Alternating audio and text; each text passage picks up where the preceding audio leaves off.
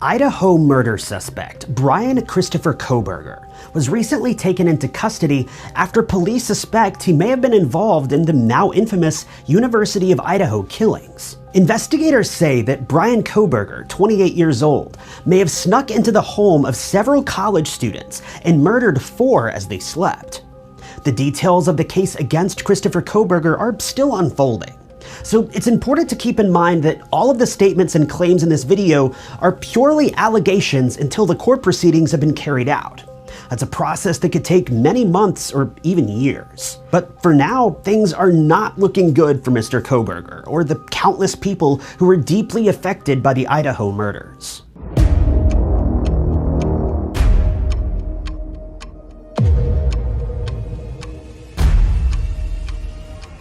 Welcome back to the show. I'm your host, Ty Knotts. Here on True Crime Stories, I do my best to cover cold cases, many of which you've never heard of, and share the stories of some of the world's most disturbing killers. More importantly, it's my goal to share the stories of the victims and their families and their search for closure after being subjected to some of the most heinous crimes imaginable. So if you'd like to support my work here on True Crime Stories, all I ask is that you hit the like button and subscribe. It's totally free and helps spread awareness of these cases. But with that, let's get started. So who is Bryan Kohberger and what did he do? Details about Bryan Kohberger and his interesting yet troublesome life are still unfolding, but Kohberger is a criminal justice graduate who attended Washington State University while working towards his doctorate degree. Back in 2018, Kohberger had attended Northampton Community College in Pennsylvania and was given an associate's degree in psychology.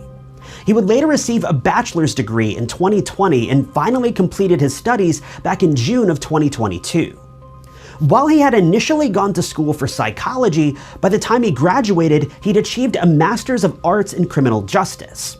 We'll touch more on that later, because the details of his graduation are extremely suspicious, and new allegations have come to light that suggest he may have been studying the BTK Killer alongside a professor at his college, and he could have been involved with the BTK Killer personally.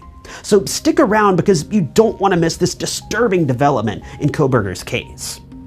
One of the most important aspects of cases like this, at least for me, is understanding how criminals like this could become such heartless monsters and kill innocent people for seemingly no reason at all.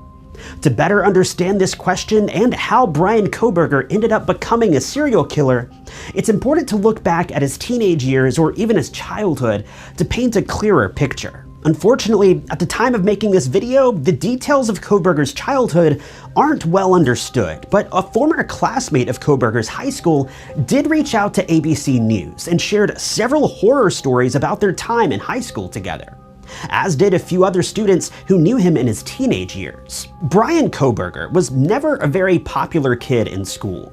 His peers say that he was picked on a lot, particularly by the girls in his class.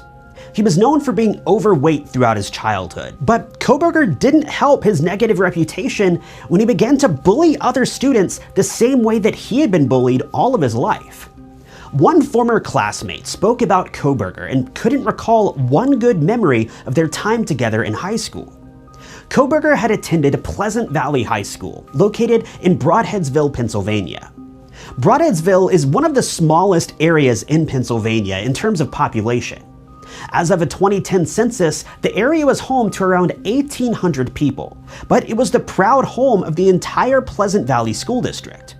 Brodheadsville only has a total area of around 4.3 square miles, meaning it's a truly tiny town on the grander scale of things. Just 461 families call Brodheadsville home, with the population being over 90% Caucasian. Most of the families who lived here were middle-aged and had an average household income of about $45,000, so it wasn't a particularly wealthy area, but the community did well for itself, all things considered. Crime was never a big deal in Brodheadsville either, and everyone knew everyone for the most part. It was truly a quiet, close-knit community that never really had any major issues, certainly not a place that you would expect to be the hometown of a future serial killer. A former high school classmate of Kohberger spoke out about their time in high school together. He says that his weight was always the reason that people made fun of him in school, but many people steered clear of him because he was generally just a mean person. She mentioned how throughout his teen years, his weight was always the source of his ridicule, but he did his best to change that in his senior year. During the summer between his junior and senior year, he lost a serious amount of weight. When he returned to school, most of his classmates didn't even recognize him. One of his former classmates said that she was wondering who this new student was, but then it dawned on her. It was Bryan Kohberger. She said that following his weight loss, his anger and aggression grew to new levels. She said that he would often hit on girls in his class, but they were rarely ever interested in him. Rather than accepting the rejection and moving on like any healthy person would, Kohberger would dwell on the girls and continue to pester them, wondering why they would turn him down. It seems as though he really couldn't understand why certain people just didn't like him, and it was eating at him from the inside. He was described as being a bit of a loner. He would hang out with the other kids who were described as outcasts, but any time he tried to make his way into other friend groups, he just wouldn't be able to fit in. He always wanted to work his way up the proverbial ladder of popularity, but no one was willing to put up with him, especially the females in those groups, with some of the girls labeling him as a creep. One student who went to school with Kohberger refused to classify him as either a friend or a peer, but merely labeled him as a bully. This friend said that Kohberger would often place him in headlocks, pinning him against walls and generally tormenting him. The friend suggested that Kohberger wanted to do everything in his power to be seen as dominant by the other students. Another high school friend spoke out against Kohberger when the news came out of his arrest. This friend also claims that Kohberger had serious anger issues and would often use illegal drugs behind the scenes. This drug addiction would follow him into his college years, with many people beginning to wonder if this addiction could have been how he was able to lose so much weight in such a small amount of time in high school. The list of people who despised Kohberger goes on and on. There legitimately isn't enough time to cover all of the scary stories that were shared about him. Needless to say, it doesn't seem like Kohberger's arrest was a surprise to anyone. It was simply a matter of time. If we move forward a few years, Kohberger had recently graduated from college with a PhD in criminal justice. After obtaining this PhD, he began working at Washington State University as a teacher's assistant during college courses. One of his former students spoke about him, and it seems that Kohberger's behavior and personality didn't change much since high school. He was still seen as a wannabe dominant figure who tried to hold students to impossible standards. One student in particular, Hayden Stenchfield, spoke about his time with Kohberger and said that he would hold his students to what Kohberger called a higher standard and would grade his students incredibly harshly, seemingly bullying them for doing their best. Hayden says that it felt as though Kohberger was grading his students as if he were grading himself as a PhD student, expecting them to be far more knowledgeable than they realistically could be at this point in their college education. The students who attended Kohberger's class were so fed up with their poor grades that at one point, a large majority of the 150 student class created an uprising and demanded that the lead professor give them higher grades than what Kohberger initially gave them. The professor scheduled a mock court session and essentially placed Kohberger on trial for giving students bad grades. All 150 students were allowed to voice their concerns about Kohberger, and the majority felt that he was overly critical and didn't judge them fairly. Only a small handful of students had positive things to say about Kohberger, while the rest of them criticized him for being far too strict. Hayden, who attended this mock court session, said that the class didn't get out of hand. Everyone had their story to tell, but no one resorted to yelling or making baseless emotional arguments. All in all, the session was highly successful, and it seems that Kohberger took the students' worries to heart. After the session was concluded, he began giving almost every student a high grade. Hayden recalls the weeks after the session had taken place and said that at one point it seemed like it didn't really matter what kind of work you turned in, you were virtually guaranteed to get a good grade. But this was also around the same time that Bryan Kohberger's demeanor changed entirely. Hayden says that shortly after this mock court session took place, Kohberger became more reserved, more introverted. He says that all of a sudden, Kohberger seemed preoccupied and far less invested in the class. He began to grow out his facial hair, and in general, his hygiene took a turn. Hayden says that it didn't look like Kohberger was doing well, and it felt as though he didn't want to be there. As his students would soon learn, their uprising against him wasn't the reason for his sudden changes in behavior. As it would turn out, Kohberger had been hiding an incredibly dark secret. It was November 12th, 2022. Between 8 p.m. and 9 p.m. that evening, several college students had been attending a party at a fraternity house on the campus of Idaho State University. Later that evening, a couple of students left the party and headed toward the Corner Club sports bar in Moscow, Idaho.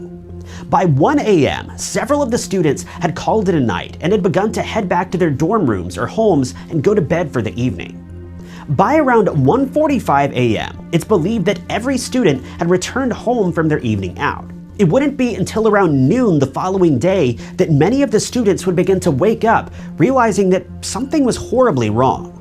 Police say that they received a 911 call around noon that day, reporting that an unconscious student had passed out the night before and would not wake up. Police arrived at the scene within minutes, but it was quickly determined that this student had not been the victim of too much alcohol, they'd been murdered. Police closed off the scene of the crime and evacuated any nearby students. It was at this point that they realized the crime had gone much further than they could have ever expected. A total of 4 students were found unresponsive at the scene of the crime. Each of them had been murdered with a knife. After a coroner had examined all the forensic evidence left behind at the scene of the crime, it was determined that the students were most likely killed in their sleep, but that some of the victims had defensive wounds that may have suggested they had woken up during the attack. For the sake of the victims' families, I'm not going to dive any further into the details of the crimes, but it's important to mention that each of the 4 students had remarkably bright futures that were stolen and cut short at the hands of a savage monster. Ethan Chapin, age 20, Madison Mogen, age 21, Kaylee Gonsalves, age 21, and Xana Kernodle, age 20. Ethan Chapman was the boyfriend of Xana Kernodle. Ethan had been studying recreation, sport, and tourism management.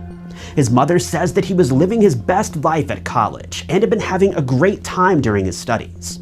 He loved being social with his friends and wanted to dedicate the rest of his life to helping others have happy experiences and make memories, hoping to find a job or create one in the recreation industry. Madison Mogen was always seen as a smart and witty young girl. She was known for having a go-getter attitude and was destined for great things. Madison was majoring in marketing and planned to move to Boise, Idaho after she graduated in the spring of 2023. She worked alongside her best friend, Xana Kernodle, and helped her operate and manage a local restaurant and keep up with the social media pages for the brand. Kaylee Gonsalves had been majoring in general studies and had been close friends with Madison Mogen since middle school. The two were often seen as sisters as they did everything together. Kaylee had recently purchased a Range Rover that she was very proud of and had made plans to travel to Europe in 2023. She had a job lined up after college and worked incredibly hard toward her future career. Xana Kernodle was a junior who had been majoring in marketing. She was a very easygoing, lighthearted person, but she was dedicated toward crafting the future she had always dreamed of. The girlfriend of Ethan Chapin, Xana was ready for whatever the future may have had in store for her, and was a vibrant student with big plans ahead. After the heartbreaking murders had taken place, police announced in December of 2022 that they'd narrowed down their suspect to the owner of a white Hyundai Elantra that was seen in the area. Of the 22,000 people in the area that drove a vehicle that matched this description, Bryan Kohberger was announced as the lead suspect after investigators say that they found trace amounts of his DNA at the scene of the crime. They traced Kohberger and his vehicle all the way back to his parents' home in Pennsylvania.